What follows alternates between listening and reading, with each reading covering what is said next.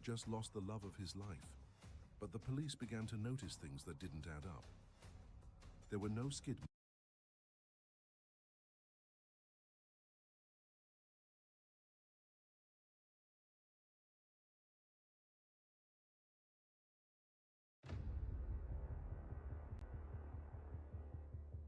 It looked like a tragic accident, until people realized it wasn't an accident at all. That night, rain poured down hard, wind howling through the empty roads of the Scottish countryside. A car sped through the darkness and then, bang! It slammed into a tree and burst into flames. Fire roared into the stormy night, its orange glow flickering through sheets of rain. A man stumbled out of the wreck, soaked and coughing, shouting, "She's still inside. I tried to save her." The woman in the car, Claire Morris, 32 years old, a kind-hearted nurse, died in the fire. Her husband, Malcolm Webster, suffered only a few scratches. Everyone believed it was an accident. At the funeral, he wept uncontrollably, his neck wrapped in a brace holding Claire's brother's hand as the two mourned together. To anyone watching, it was heartbreaking. A man who had just lost the love of his life. But the police began to notice things that didn't add up.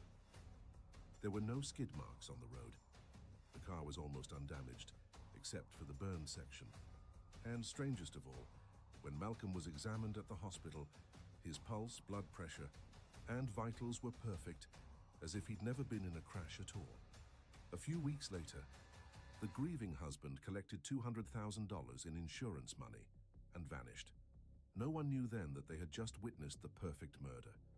An accident carefully staged by the very man who walked out of the flames alive, calm, cold, and utterly unscathed. Malcolm Webster. Even his name sounded polite, respectable. The son of a high-ranking London police officer, his mother a nurse. A family everyone described as proper, well-raised, good people.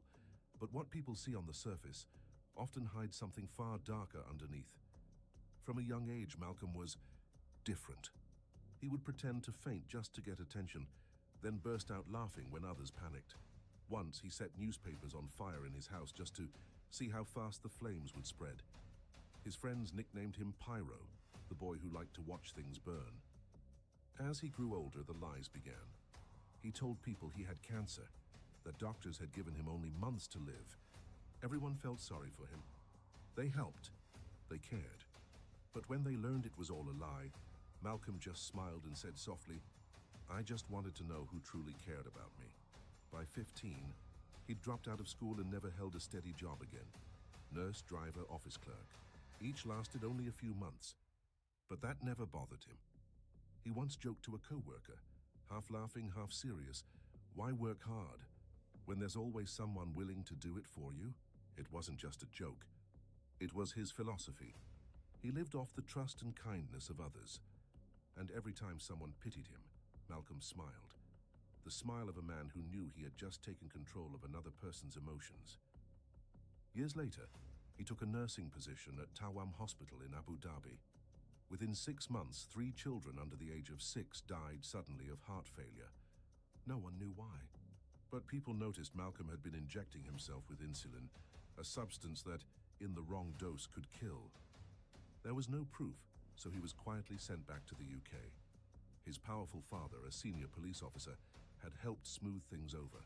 After that, Malcolm returned to Britain, starting over as if nothing had happened. On the outside, he was still the charming gentleman, soft-spoken, intelligent, well-liked. But behind that polite smile was something else entirely. A man who knew exactly how to earn people's trust, and how to use that trust to destroy them. And the most terrifying part? No one, not even those closest to him, realized that behind the white nurse's uniform was a monster.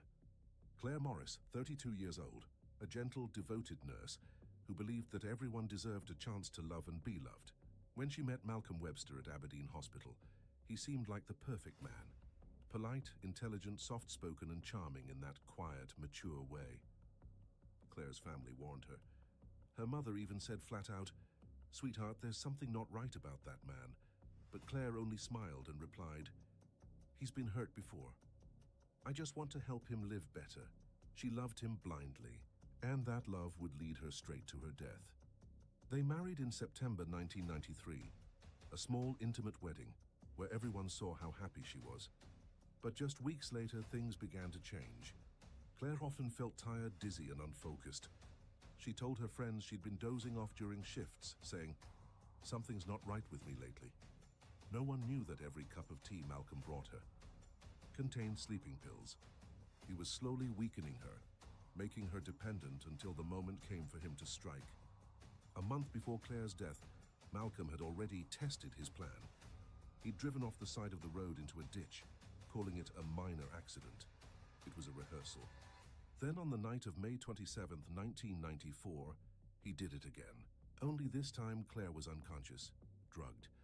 Their car went up in flames on a lonely road in the middle of a storm. When police arrived, Malcolm stood there, trembling, stammering, She's still in the car." He was almost unhurt, just a few scratches. His heart rate, blood pressure, perfectly normal. Claire, meanwhile, was gone, burned inside the car. No skid marks, no sign of collision. But everyone believed it was an accident. At the funeral, Malcolm wore a neck brace and stood beside Claire's brother, crying uncontrollably. He gripped Peter's hand like a broken man mourning his wife. Later, Peter would recall, "At that moment, I thought we were grieving together. I had no idea I was holding hands with the man who killed my sister." A few weeks later, Malcolm collected over $200,000 in insurance money. He bought a Land Rover, a yacht, luxury gifts, and presents for other women. One wife dead, one survivor growing richer from tragedy, and still no one suspected a thing. Everything was planned so perfectly, there was no room left for justice. That accident closed like a sad chapter to everyone else. But for Malcolm Webster, it was only the beginning of a dark new series of crimes he called The Art of Killing Without Leaving a Trace. 6 years after the accident that killed Claire, Malcolm Webster started over again, this time more than 10,000 kilometers away, in New Zealand. There he met Felicity Drum, a young, kind-hearted and trusting nurse, the exact type of woman he always hunted for. They first met at a hospital in Saudi Arabia, where both were working.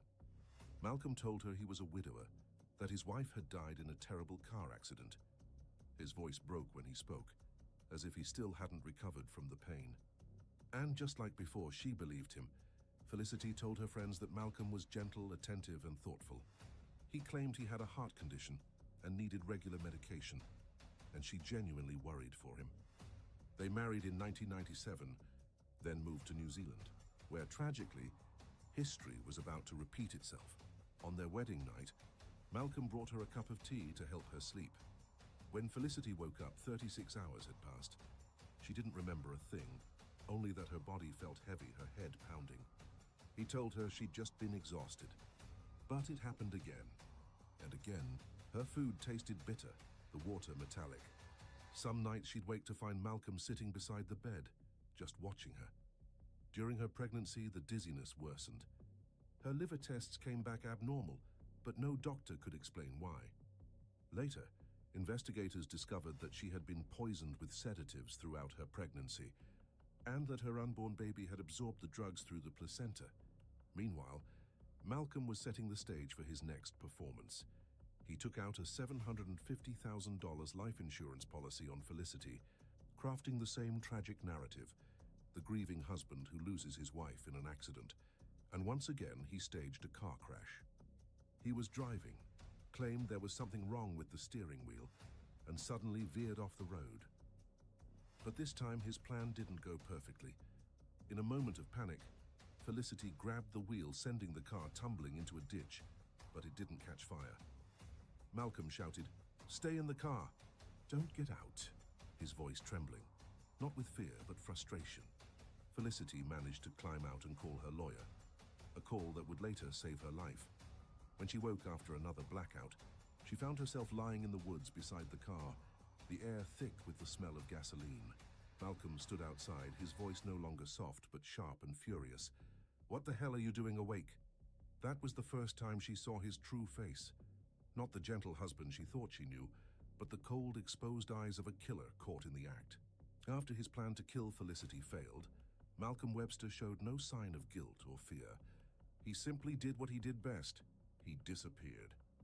Within days, he drained their joint bank accounts, nearly $400,000 New Zealand dollars, leaving Felicity with just $12. Then he slipped out of the country, quietly as if he had never existed. When New Zealand police began their investigation, they discovered he had erased every trace of himself with chilling precision. Documents burned, hard drives destroyed. Even Felicity's will had been forged, her signature replicated stroke for stroke. In that fake will, every asset conveniently transferred to him. Back in the UK, Malcolm reinvented himself once more, this time as a terminal cancer patient. He told neighbors he only had a few months to live, that he was trying to slow down and enjoy what's left. He shaved his head, bought real medication, even visited real hospitals for fake checkups, just to make his story airtight. People pitied him, helped him, and as always, he began searching for his next target. Malcolm had an unsettling gift. He made people want to believe him. He spoke slowly, charmingly, with just the right amount of eye contact and empathy. Everyone thought he was a good man. He borrowed money, claiming it was for medical bills, and then vanished. By the time anyone realized, he was already in another country. New Zealand authorities issued an international arrest warrant.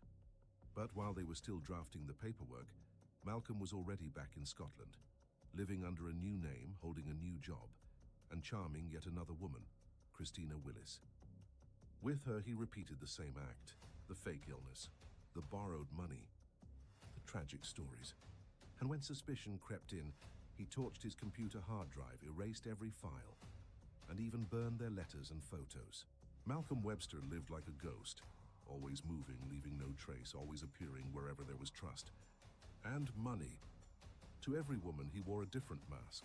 The patient needing care, the man who'd been hurt, the devoted husband. But beneath them all was only one thing, a manipulative, cold-blooded predator without conscience. And somewhere along the line, as investigators in New Zealand pieced together the evidence, a horrifying realization emerged. The fiery car crash in Scotland, 1994, and the accident in New Zealand were identical. In 2005, Malcolm Webster resurfaced in Scotland looking frail and alone. He told everyone he was battling terminal leukemia with only a few months left to live. People pitied him. Their sympathy was immediate, genuine.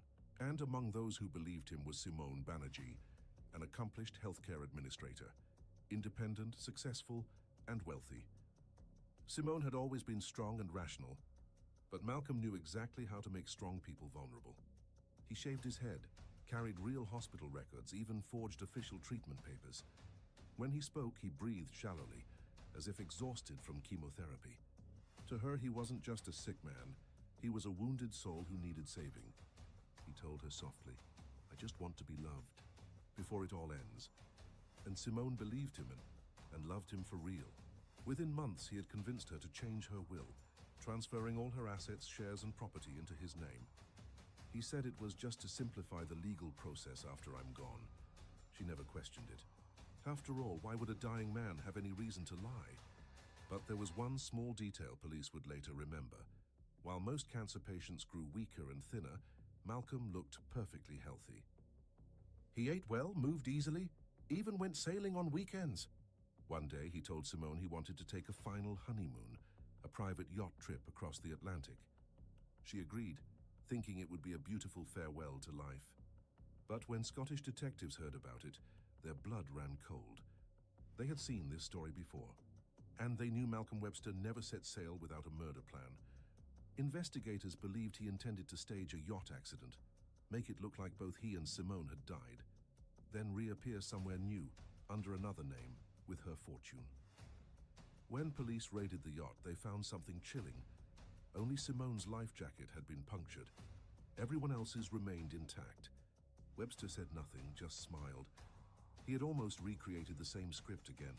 A woman who loved him, an accident, and a huge payout. But this time, the police were watching. No one knew exactly when he planned to strike, but everyone understood one thing. If they had been even a single day late, Simone Banerjee would have become the third victim of the so-called perfect killer. In June 2006, while Malcolm Webster was still living comfortably with Simone and preparing for their so-called honeymoon across the Atlantic, fate came knocking, not for him, but for Jane Drum, the younger sister of Felicity, the wife who had narrowly escaped his hands in New Zealand. Jane was a domestic violence specialist attending a women's safety conference in England. During a coffee break, she overheard a group of Scottish officers discussing a car fire back in 1994 in Aberdeenshire. The husband had survived. The wife had died in the blaze. Then she heard his name, Malcolm Webster. She froze. A burning car. A dead wife. A husband completely unharmed. Every detail mirrored the accident. Her sister had barely survived years earlier in New Zealand. Jane looked the officer straight in the eye and said, "That wasn't an accident. I think he tried to do the same thing in New Zealand." That single sentence changed everything. Scottish police immediately escalated the report. Within weeks, they reopened the case of Claire Morris, Webster's first wife. The new investigation was given a name, Operation Field. Detectives began connecting the dots.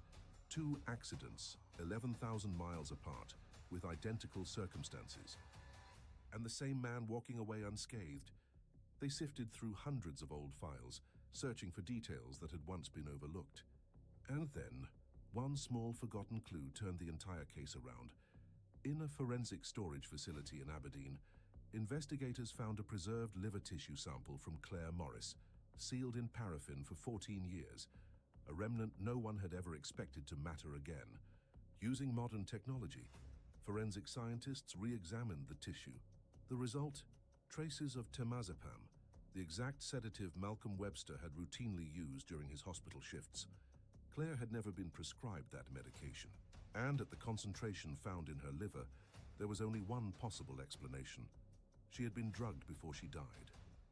When the results came in, the briefing room fell silent.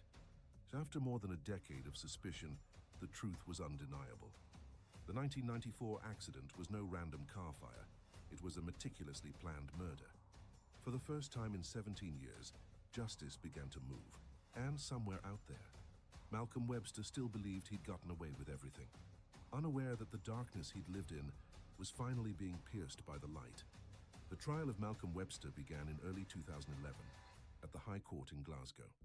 From the very first day, the Scottish press called it the trial of the century, not just because of the crimes, but because of the sheer scale and precision of the investigation that had taken years to unravel. 5 years of pursuit, over 1,000 witnesses from 6 countries, 90 search warrants, more than 200 pieces of evidence. The case files stacked nearly as high as a person. Those who had once doubted him, doctors, colleagues, friends of the victims, each took the stand.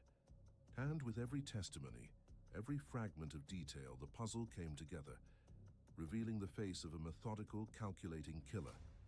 Felicity Drum was the first to testify. When she saw him in court, she didn't tremble. She simply spoke slowly and clearly. "I once believed he was dying of cancer. I never imagined I'd be the one who almost died." She described everything: the strange-tasting drinks, the sudden fatigue, the highway accident, and how Malcolm had screamed, "Stay in the car!" Just as she tried to escape, the courtroom fell silent, broken only by the steady tap of the judge's pen. Next came a witness from Scotland, a firefighter who had been at the scene back in 1994. "There were no skid marks," he said. "No heavy impact. The car was almost stationary when it caught fire. I knew something wasn't right. Forensic experts confirmed it. Claire Morris had been poisoned with temazepam before she died. Medical and work records showed that Malcolm Webster was the only person with access to that drug. He sat through it all motionless. No fear, no remorse. Sometimes he even smiled. That same chilling, detached smile that made people shudder. His defense lawyer admitted he was a liar, a fraud, a manipulator, but insisted there is no direct evidence that he's a murderer. Yet every piece of circumstantial evidence, the witness statements, the financial trails, the behavioral patterns, all pointed in one direction. After 16 weeks of trial, the jury needed less than 4 hours to deliver their verdict. Guilty. Malcolm Webster was sentenced to life imprisonment, with a minimum of 30 years before eligibility for parole, one of the longest sentences in Scottish history. When the judge read the verdict, his words were slow, deliberate, and cold. This was a crime of cold calculation and cruelty. You show no remorse, no humanity, and you remain a danger to every woman. In the courtroom, Felicity Drum wept quietly. After 17 years, Justice had finally caught up to him. And for the first time, Claire Morris's name no longer appeared under accidental death, but under murder. In July 2011, Malcolm Webster was escorted back to prison after the verdict was handed down. Life in prison, a minimum of 30 years with no possibility of parole. When the judge read his sentence, he didn't bow his head. He showed no remorse. His expression remained cold, as if he still believed he was innocent, and or worse, that he'd simply been unlucky. Inside HMP Shots prison, the other inmates called him the nurse killer. Some said he still liked to talk, to tell his life story as if it were a novel. No regret, no guilt, only curiosity about what others thought of him. Outside, the people he had destroyed were learning how to rebuild their lives. Felicity Drum, the woman who narrowly survived his staged car fire in New Zealand, now lives peacefully with her son. In an interview, she said, "I used to think I was weak, but the truth is, he chose me because I was strong. He just never expected me to survive." She holds no hatred, only hopes her story will remind others that love doesn't mean blind trust. For Claire Morris's family, it took 17 long years to restore her dignity. After Webster's conviction, they returned to the small cemetery in Aberdeenshire.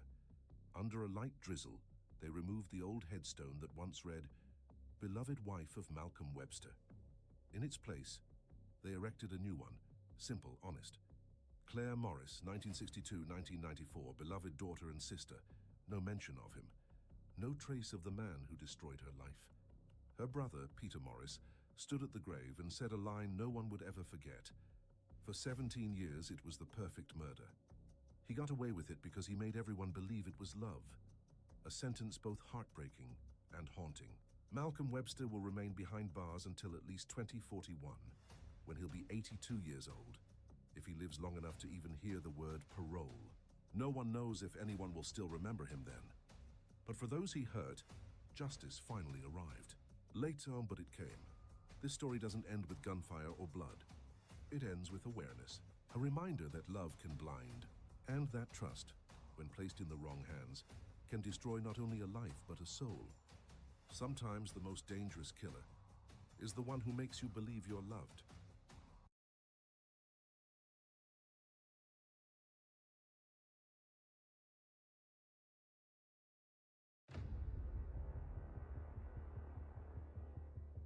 What would you do if, after 30 years of marriage, a wrongly sent email popped up on your phone, revealing that your husband had just bought a house for someone else?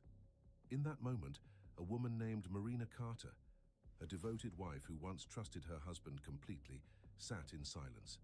She had built a life with him from nothing, endured years of struggle, only to see it all end with a single line of text.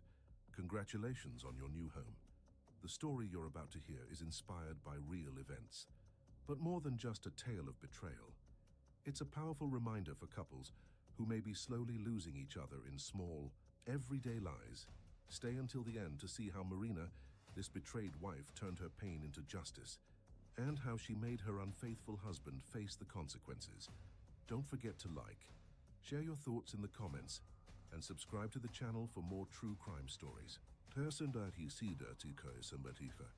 That night the rain fell hard, beating against the office window, blurring everything like Marina Carter's state of mind. The clock read just past 9 p.m.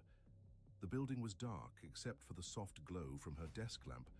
At 52, Marina had spent more than half her life devoted to her job, and the man she believed was her safe harbor. Robert, her husband, had told her he needed to work late at the partner's office. She hadn't doubted him for a second, not until her phone buzzed, an email sent by mistake. "Congratulations on your new home, Mr. Robert Carter. Closing confirmed for 48 Brookside Lane." Marina read it again and again, a strange heaviness rising in her chest. They weren't buying a new house, and yet the note at the bottom made her blood run cold. "We hope the new homeowner enjoys the private garden view from the master suite."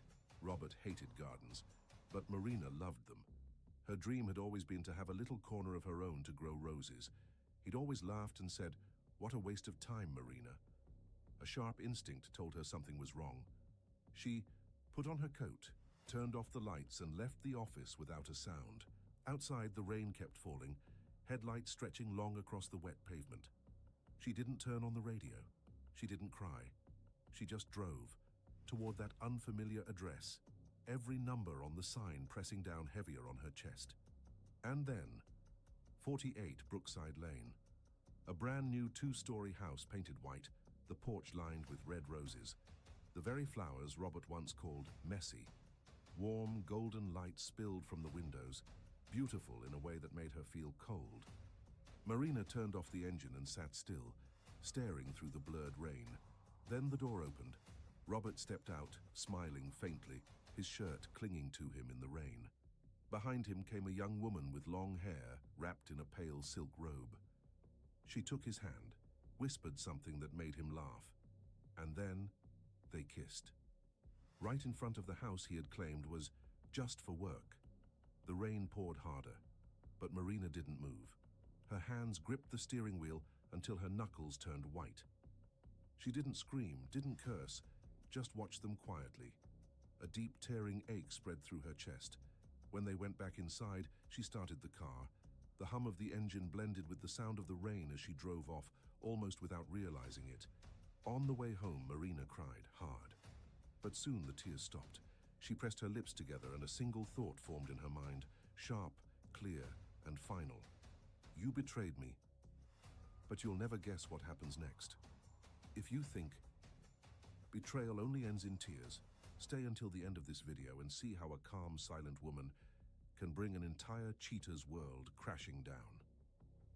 The house was silent when Marina walked in.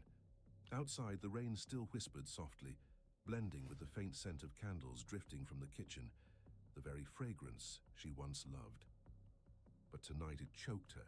Everything was in its place. The wedding photo on the wall, the teapot he gave her for their 10th anniversary, the tablecloth she had sewn herself. All so familiar it hurt. But to Marina now, these were no longer memories. They were evidence, proof of a woman who had trusted the wrong man. She stood there, staring at the wedding photo. In it, Robert held her hand, eyes full of love. For 30 years, she had never once doubted that look. She remembered their early days, when he was starting his business in a small rented room, and she carried the weight of everything else. She had sold her mother's necklace, even her grandmother's earrings, just to help him open his company. Back then, she'd joked, "When you make it big, buy me a little garden, okay?" He laughed and kissed her forehead. "I don't like flowers, but for you, I'll try." Yet now that same man had bought a house with a garden for someone else. Marina sat down in the quiet kitchen. The stillness was heavy. Only the clock spoke. Tick, tock, tick, tock, marking each second of a life spent in sacrifice and blind faith. A tear slid down her cheek, then another. But she didn't sob. She let them fall, each drop washing away the last trace of weakness she had left. She rose, walked into the bathroom, turned on the faucet and splashed cold water on her face. The chill cleared her mind. When she looked up, the woman in the mirror looked different. Gone was the gentle, trusting wife. In her place was a calm, unsettling stillness, a gaze stripped of illusion. "He doesn't know who he's betrayed," she whispered, her voice low but steady. The clock in the living room kept ticking.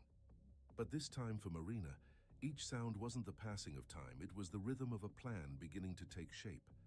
She glanced around the house one last time, drew a deep breath and switched off the lights.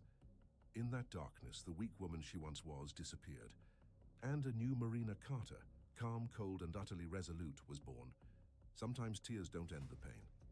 They mark the moment a woman begins her revenge. The next morning, Robert slipped right back into his usual role. He came downstairs with that same practiced smile, smelling faintly of cologne, and kissed his wife lightly on the forehead. "I'm heading to work. Might be home late tonight." The same line, the same tone, as if nothing in the world had changed. Marina smiled softly. Her eyes were calm, almost serene. "Don't forget to eat lunch," she said, her voice light and steady. He nodded, grabbed his keys and left. The door closed, the sound of his car faded away, and the smile on Marina's lips slowly disappeared. She made herself a cup of coffee, stared at the clock and counted each tick, tock, tick, tock, before standing up and putting on her coat. She had things to do. The bank was her first stop. Marina wasn't a finance expert, but after 30 years with Robert, she'd learned to read numbers better than most. She asked for their account statements, saying she needed them for tax paperwork. The clerk smiled and printed them out. As soon as Marina scanned the list, her heart turned cold. There they were, a series of transfers, regular and identical, all to the same name, Brookside Trust. She stared at it for a long moment, as if that single line of text ended every doubt she'd tried to suppress. That afternoon, Marina called a private investigation agency. "I need someone to watch a house in the Brookside area," she said calmly. "Reason?" the man asked. Marina gave a faint smile. "Noise complaints from the neighbors. No one would ever suspect the polite, soft-spoken woman on the other end of the line." 2 days later, a sealed envelope arrived at her door. Inside was a folder of photos, grainy, taken under yellow streetlights. Robert stepping out of that house with a young woman, Chloe. They carried furniture together, shopped for groceries, laughed hand in hand. Among the documents the investigator photographed, one receipt stood out. Paya R. Carter. At the bottom, a small handwritten note. "Enjoy the garden view." Marina sat still for a long time. The late afternoon light spilled through the window, tracing the edges of her face. Cold, unmoving. And then she laughed. A short, bitter laugh with no joy in it. "He even stole my dream," she murmured. "A garden for someone else." That night, Marina inserted a small USB drive into her laptop and created a single folder, its name Black Folder. Inside, she saved every photo, every invoice, every scrap of paper, tiny fragments sharp enough to cut. She didn't need to scream. She didn't need to confront him. What she needed now was the truth, and it was finally in her hands. Outside, the rain began again, and under the dim glow of a single lamp, the woman who once lived only to sacrifice now sat still, calm, calculating, and more dangerous than ever. If you were Marina, what would you do after discovering that the man you built your life with had betrayed it all? Share your thoughts in the comments below. Marina arrived at Brookside on a cold afternoon. She posed as the interior consultant Robert had supposedly hired to help with the design. The white gate swung open, and a young woman stepped out to greet her, confident, radiant, her voice soft as the wind. "Oh, you must be the designer Robert mentioned. Come in, I just made some coffee." Marina nodded, stepping through the doorway, her heartbeat echoing in her chest. Inside, the air felt strangely familiar. Cream-colored curtains, Italian frames, a white ceramic teapot. Every piece of decor looked like it had been copied straight from the home she had lived in for 30 years. Chloe pointed to the sofa, smiling. "He said he liked this style, soft, elegant. I told him his wife must have picked a lot of furniture like this." Marina's lips curved into a polite smile. Her voice was calm, almost too calm. "Maybe so. Some men can't choose things on their own. They only know how to copy what was chosen by the woman before." Chloe let out a nervous laugh, not catching the weight of the words. "Actually, he talks about his wife a lot," she said lightly. "He says she never understood him, that she's controlling, always calculating. He told me that with me he can finally be himself." Marina placed her coffee cup gently on the table, her tone steady as a knife's edge.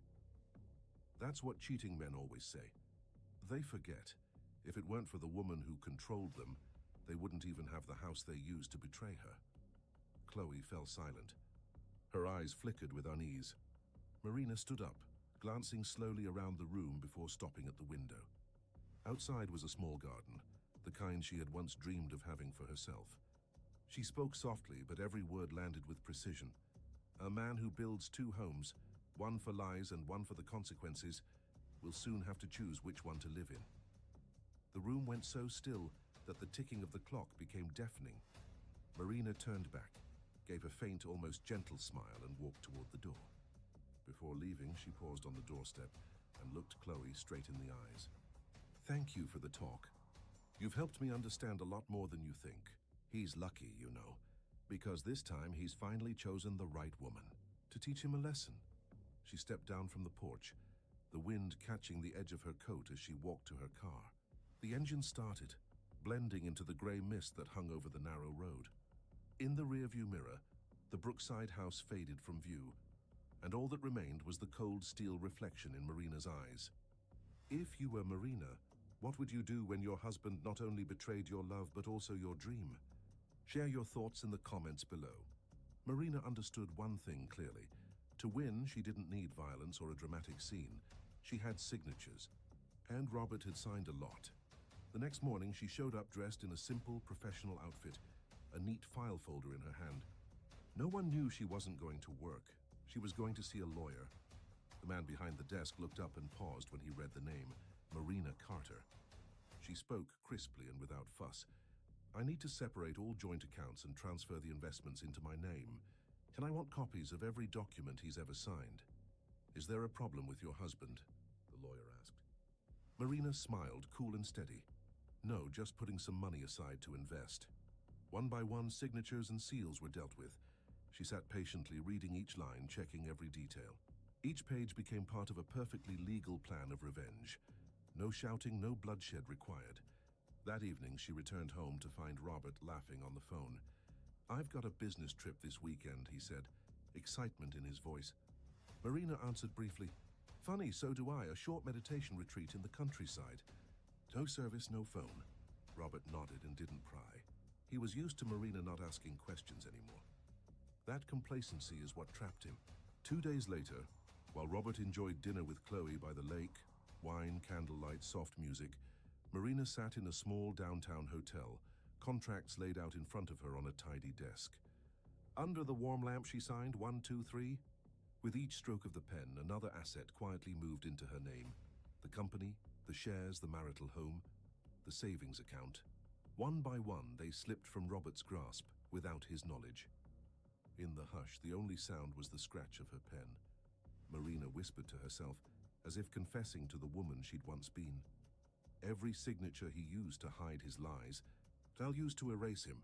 She set the pen down, closed the file and poured herself a glass of wine.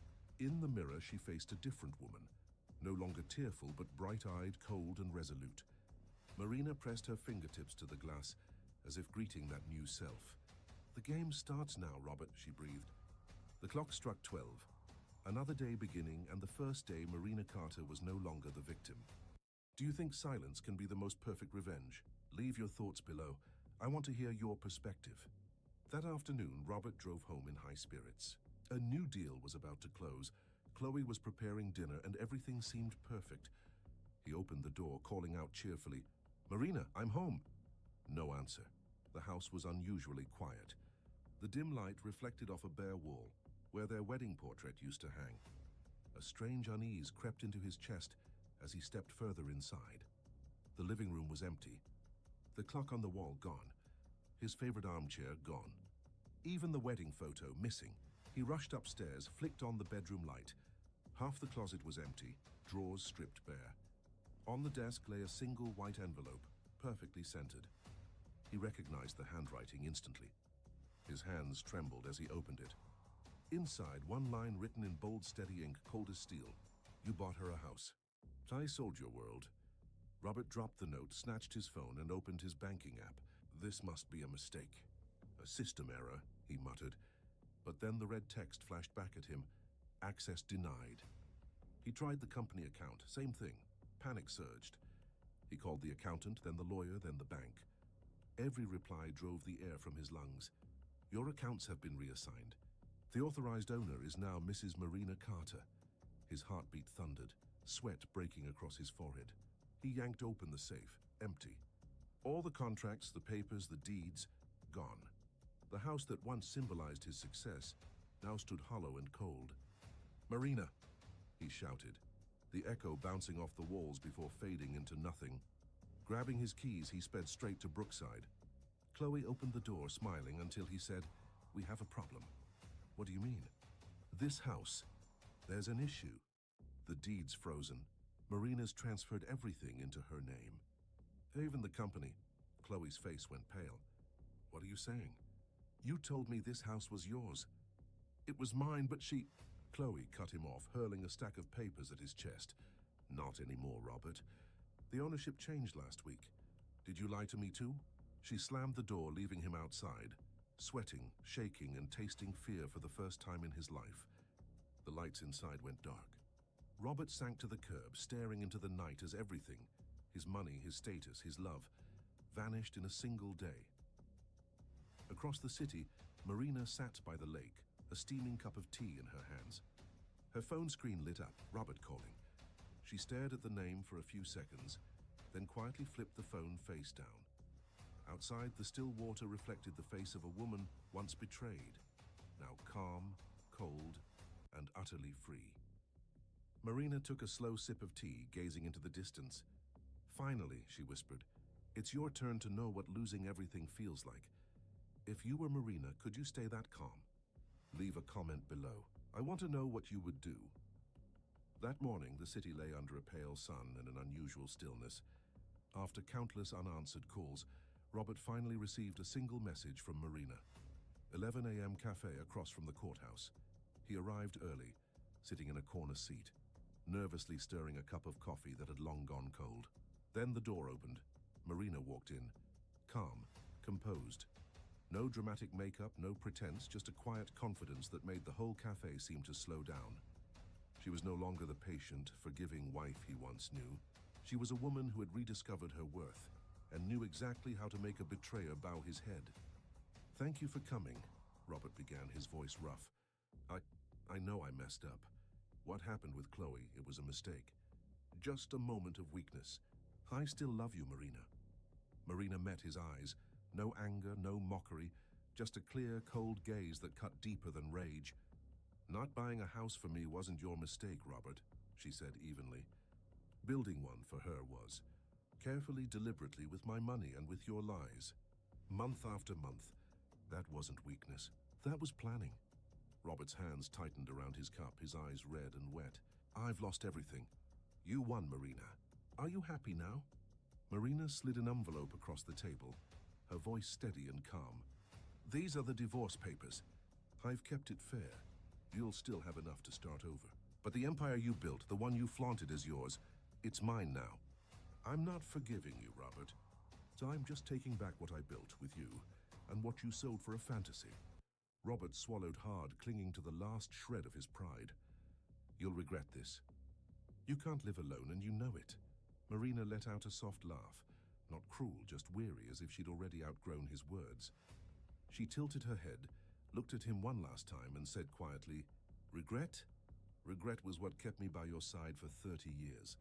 That's over now." Silence fell between them. The faint clink of a spoon against porcelain sounded like the snap of something invisible breaking. Robert bowed his head, shoulders trembling. Marina stood, straightened her coat. The midday sun spilled across her face, reflecting in eyes no longer clouded by pain, only peace, strength, and freedom. She left the papers on the table and walked away without looking back. Robert sat there, watching her go, finally realizing that the woman he once underestimated was the one he would never overcome. And as you listen now, one line from Marina still echoes in your mind. "Not buying a house for me was your mistake, Robert. You built it, carefully, deliberately, with my money and with your lies."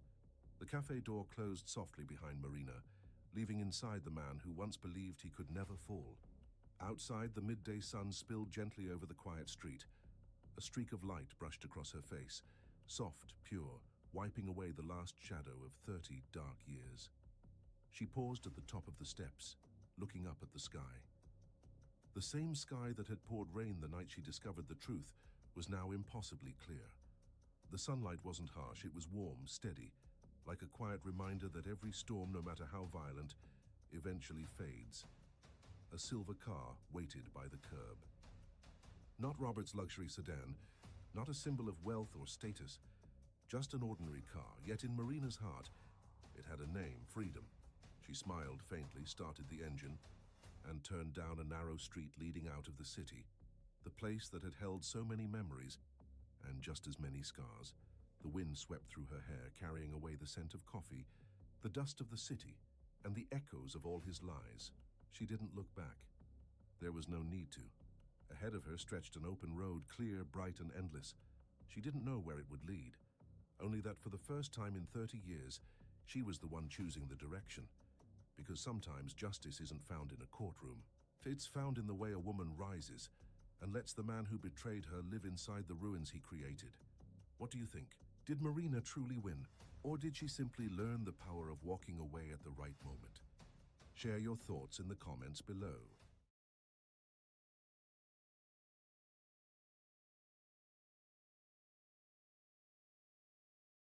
Have you ever imagined that the happiest day of your life could turn into the day you lose everything?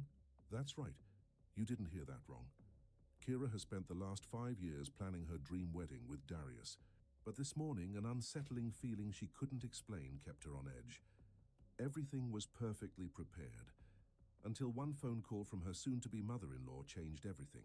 An old secret, a mistake that can never be undone, and the truth, slowly surfacing, threatening to destroy her entire life. Just one meeting with Ivana, Darius's mother, and nothing will ever be the same again. Does Kira have the courage to face the truth? This story will make you question how far secrets can go, and what revenge really costs.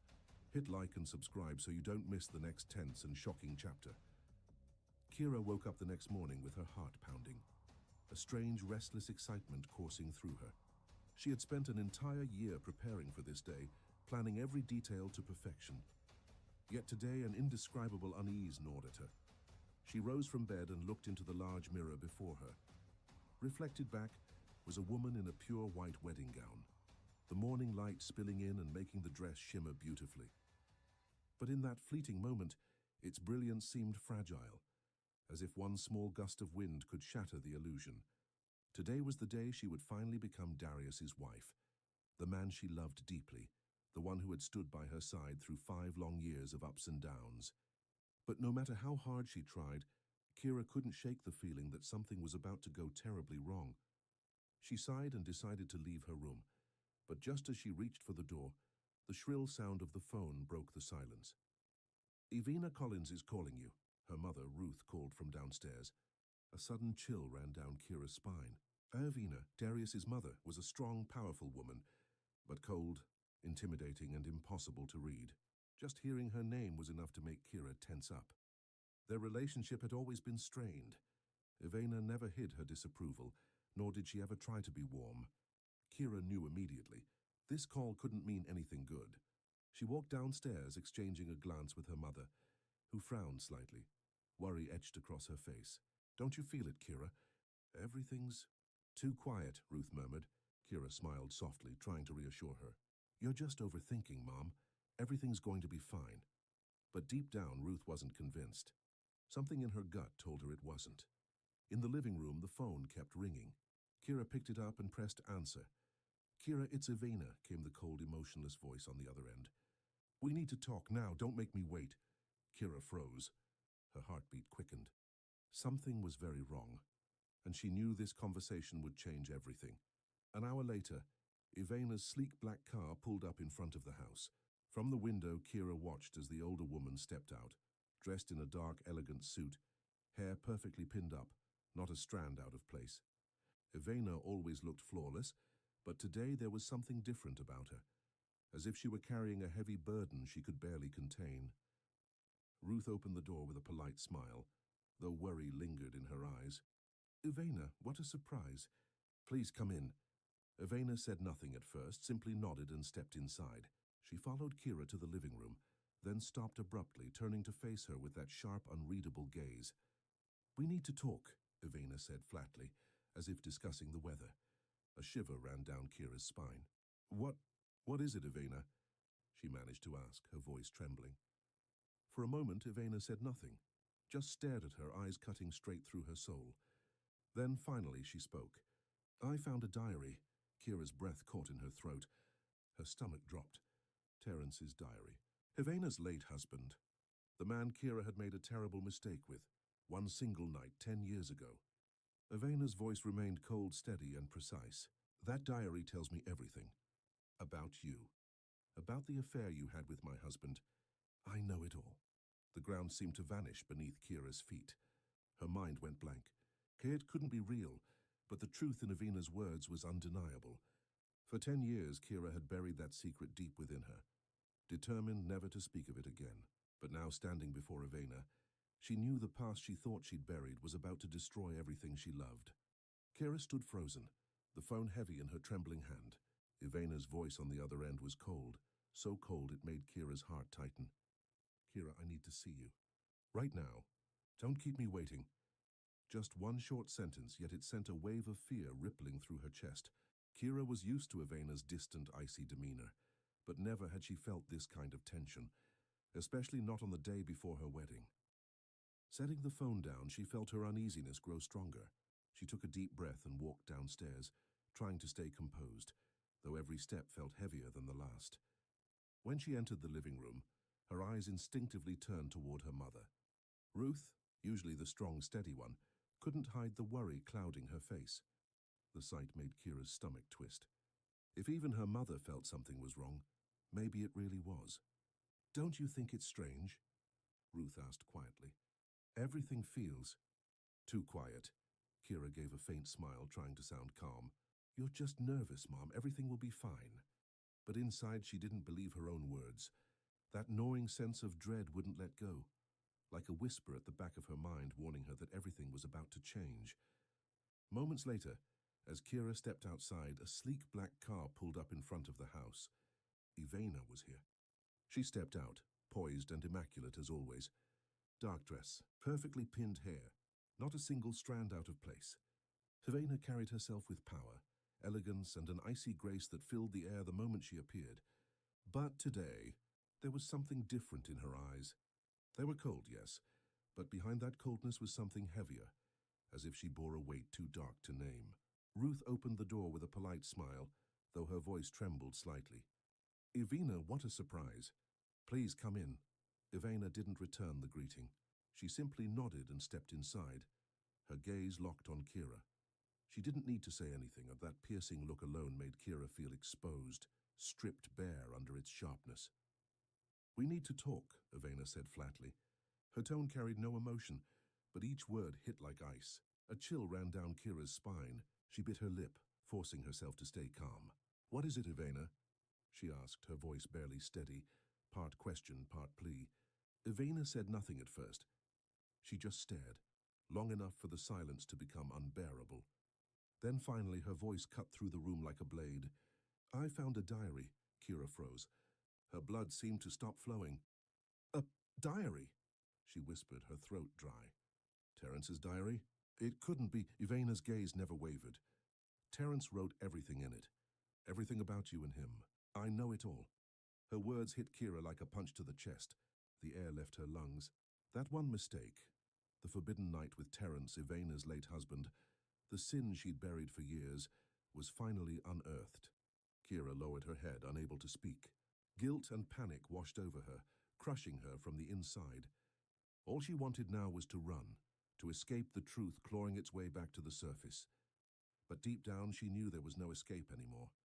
She would have to face it, no matter how much it destroyed her. Kira felt like a storm was closing in as she stood in the living room, the phone still trembling in her hand. The chill from Ivana's voice lingered in the air, seeping into her bones. That demand for a private meeting wasn't just unexpected. It carried a weight that made Kira's chest tighten with fear. Why now? Why today? When everything for the wedding was finally perfect. Kira couldn't stop her thoughts from spiraling. What could possibly be waiting for her behind those cold, deliberate words?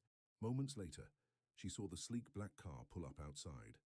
Ivana stepped out, her expression unreadable, her movements deliberate and composed. Each step she took toward the house felt like a warning, heavy, measured, and filled with unspoken power.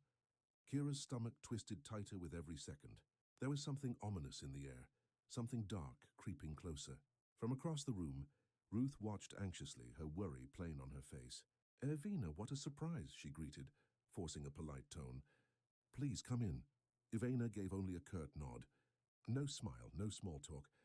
Just that piercing, ice-cold stare that seemed to strip away every defense Kira had left. Kira gestured toward the couch, but the atmosphere in the room was suffocating. She could barely breathe as Ivana sat down, eyes locked on her like a hawk. "I found a diary," Ivana said at last, her voice calm but filled with quiet menace. Kira froze, her breath caught in her throat. "The diary belonged to my husband," Ivana continued evenly. "Terrence. I came across it while clearing out some old boxes in the attic. And now I understand that you couldn't hide this forever." Kira's pulse quickened, her vision blurring. She could hear nothing but the pounding of her own heart. "You slept with my husband. I know everything." The words hit her like a slap across the face, sharp, brutal, and final. 10 years of silence, of guilt buried deep in her soul, shattered in an instant. The secret she thought she had erased was suddenly laid bare. Her face burned with shame. Her throat tightened. No words came out, only the weight of her own mistakes pressing down on her. Kira stood there, speechless and trembling. She couldn't deny it. But how could she live with it, or call off her wedding now? Darius was her future, her one anchor, the man she had built her dreams around. And yet her past was tearing it all apart. What was she supposed to do? Confront the truth, or let Ivina destroy everything she loved? The world around her seemed to collapse piece by piece. Every word from Ivina cut deeper than the last. And in that moment, Kira realized she might not only be losing her wedding, but her entire future. But could she still fight for her love? Or was forgiveness already impossible? Don't miss what happens next, because the story is about to reach its most tense and tragic turn yet. Kira felt the world crumbling around her as Ivana's cold, disdainful stare locked onto her like a trap. The entire room seemed to freeze. The only sound left was Kira's uneven breathing, trembling in the suffocating silence. Ivana didn't just want to stop the wedding. She wanted to destroy everything Kira had built with Darius over the past 5 years. "You're not worthy of being my daughter-in-law," Ivana said, her tone slicing through the air like a blade. Each word dripped with contempt.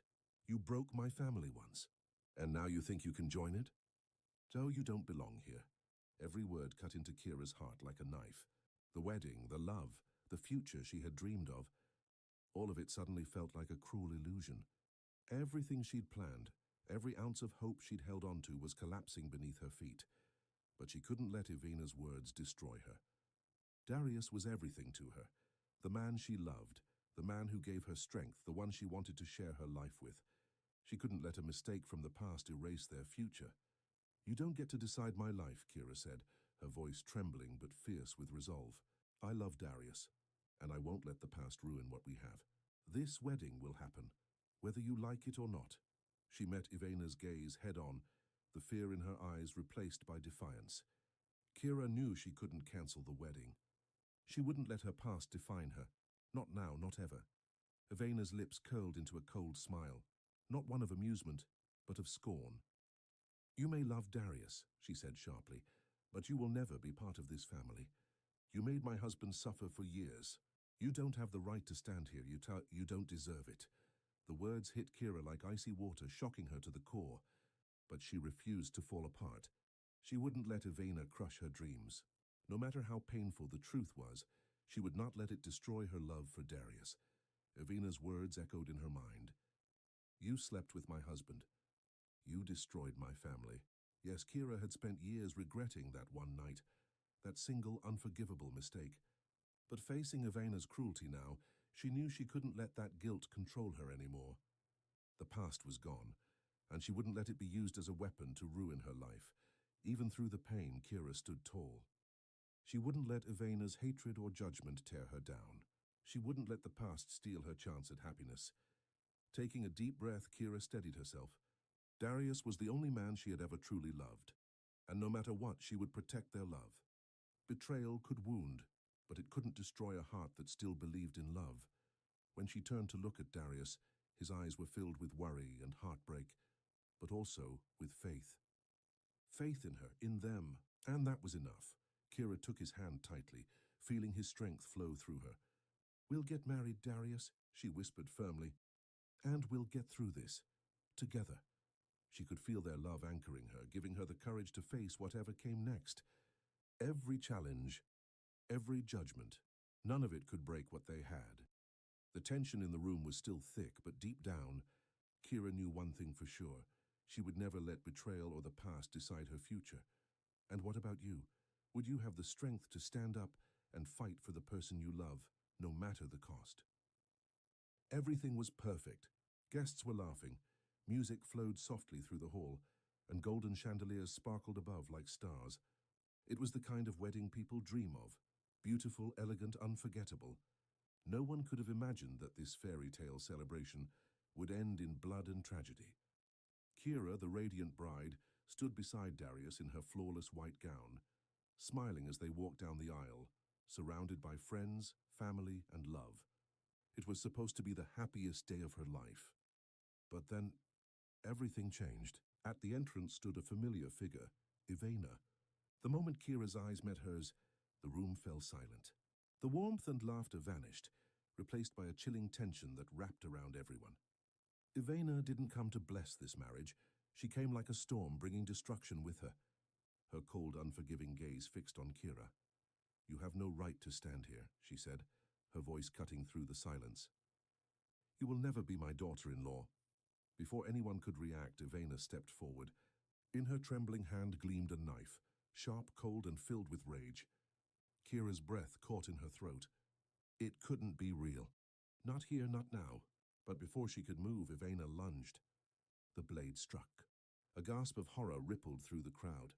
Screams filled the air. Kira collapsed to the floor, the white of her wedding dress quickly turning crimson. The chandeliers above blurred as her vision dimmed. The music stopped. The world faded into silence. Through the haze, she could barely make out Darius's voice, calling her name, breaking apart with anguish. But she couldn't answer. Her strength was slipping away. Each strike, each moment, tore apart not just her body, but every dream, every hope she had fought to protect. Before the eyes of hundreds, love turned into horror. And Darius, the man she loved, stood frozen, powerless to stop the mother who had just destroyed everything. The perfect wedding became a nightmare. Tears, screams, disbelief. No one could process what they were witnessing. Love, betrayal, and revenge had collided, and in one terrible instant it was all over. Kira would never walk into the future she dreamed of, and Darius would spend the rest of his life haunted by the image of the woman he loved and the mother who took her away. A single act of revenge had shattered every life it touched. So tell us, what do you think of Ivana's actions? Was her vengeance worth the price she paid? Share your thoughts below. The day after Kira's death, Darius could no longer recognize the man staring back at him in the mirror. The loss of his wife had left a wound far too deep to ever heal. But worse than grief was the betrayal that had come from the person he trusted most, his own mother. Ivana, the woman he had respected, admired, and loved, had become the monster who ended his dream, his marriage, and the love of his life. Everything he once believed in, family, loyalty, love, had crumbled beneath his feet like sand washed away by the tide. Standing amidst the ruins of his happiness, Darius was trapped between pain and rage. He couldn't understand. How could his mother do this? Could someone who truly loved him kill the woman he loved, right before his eyes, just to satisfy her own hatred and thirst for revenge? He didn't know who to blame anymore, or whether forgiveness was even possible. His eyes fell on Kira's lifeless body, still in her wedding gown, now stained red. And when he looked at Ivana, all he saw was coldness. No regret, no sorrow, just an eerie calm. "Mom." Darius choked out, his voice breaking. You killed her." Ivana didn't flinch. Her expression was stone. "Yes," she said flatly. "I did. She was a disgrace to this family. This is justice for what Terence suffered. I freed us from her filth." There was no remorse in her tone, no trace of the woman who once held him as a child. In her mind, she had done what was right, what was necessary. Years of pain had hardened her heart until nothing was left but vengeance. She believed she had freed the family from shame, that Kira's death was a form of redemption, a final act of balance for the humiliation she had endured. Even as guests wept and the family fell apart, Ivana stood firm, convinced she had fulfilled her duty. But revenge didn't bring her peace. It only hollowed her out further. The pain didn't vanish, it transformed into cruelty. She felt no guilt, no remorse, only the cold satisfaction of having restored honor at the cost of her son's soul. Darius stood there staring at her, realizing that everything he once loved was gone. Love, family, hope, all of it, destroyed. He didn't know how to move forward or if he even wanted to.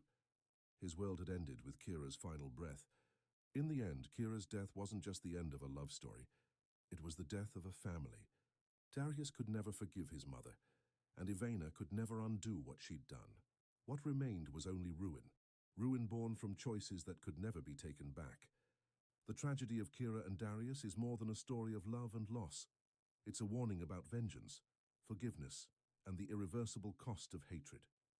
When we let revenge consume us, we risk losing everything that truly matters. So what do you think of Ivena's actions? Was her revenge ever worth the price she paid? Share your thoughts below. We want to hear what you think.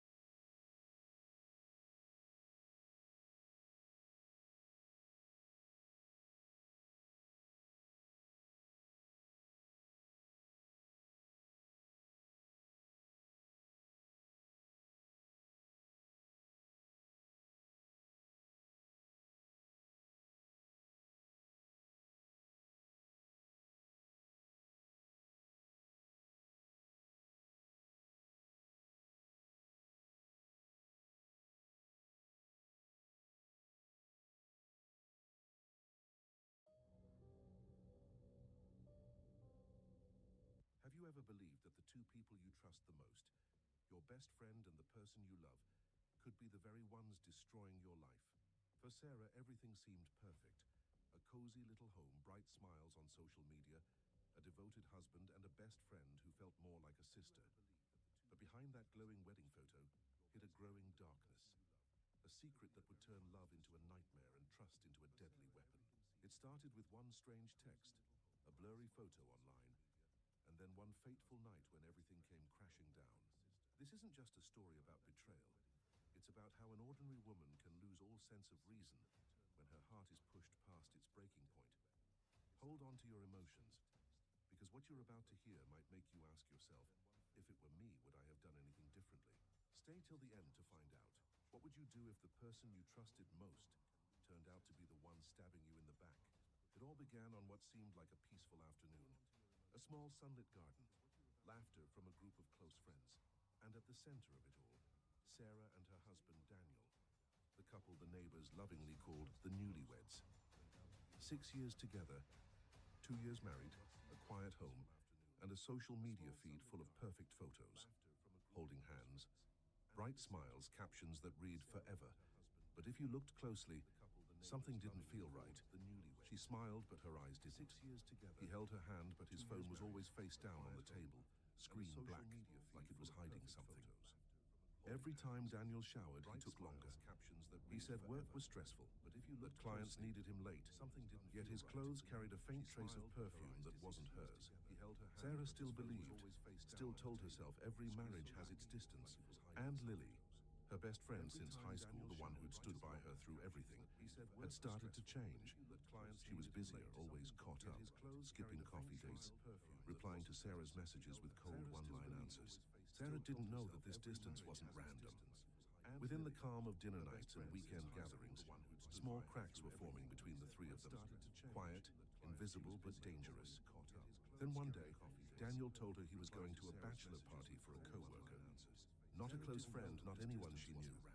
Just a guy's night, he said. No need for her to come. She smiled weakly and nodded, trying to ignore the unease building inside her. It's just a party, she told herself. But when Daniel closed the door, the sound of her own heartbeat echoed like a warning. That night, Sarah sat on the couch, phone in hand, the glow of the screen lighting up her anxious face. A notification popped up, a photo posted by one of Daniel's friends. Amid the dim lights and raised beer glasses, she spotted a familiar silhouette. Her chest tightened, her hands began to tremble. She zoomed in, her eyes fixed on the corner of the image. There, just behind Daniel, was a woman she knew all too well. The face, the smile, it was Lily. The world around Sarah froze. The glass slipped from her hand, red wine spilling across the tile floor like blood. She didn't know it yet, but this was only the beginning of the nightmare. Tonight there was a bachelor party, but only one of them would make it out the same. What do you think Sarah should do next? Stay silent or go find the truth with her own hands. Comment below and tell us what you would do. Sarah wasn't the kind of woman who fell apart easily. She was the one everyone in the neighborhood adored. The woman who remembered everyone's birthday, who brought cupcakes to the office just to see her co-workers smile. One friend once said, Sarah can turn a terrible day into something warm with just one message. At home, she was a devoted mother and a supportive wife, always standing behind Daniel, the man she believed was her other half. They met young, built their life from nothing. A small cream-walled house, family photos lining the hallway, cozy movie nights under a thick blanket. They looked like the picture of a perfect American dream. But even the prettiest pictures crack when the light shifts. Daniel had been working later than ever, claiming the financial market was crazy, that he needed to push harder for their future. And Sarah believed him. She truly did. She took on more of the little burdens.